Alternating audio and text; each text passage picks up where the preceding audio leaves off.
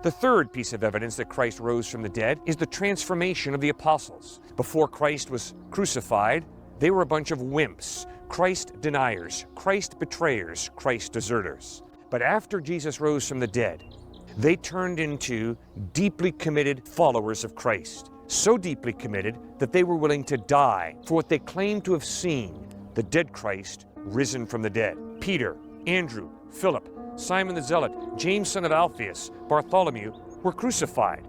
James, a brother of John, and Matthew, put to death by the sword. James, a brother of Jesus, stoned to death. Why?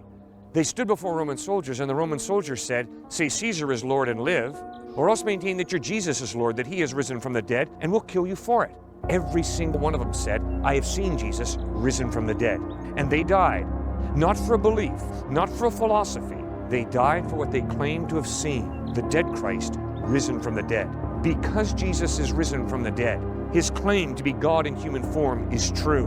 Because Jesus rose from the dead, his teaching on how you and I should live our lives, to love and worship God and to love and serve each other, is true. Because Jesus rose from the dead, his claim to be the way through death out the other side to eternal life in heaven is true.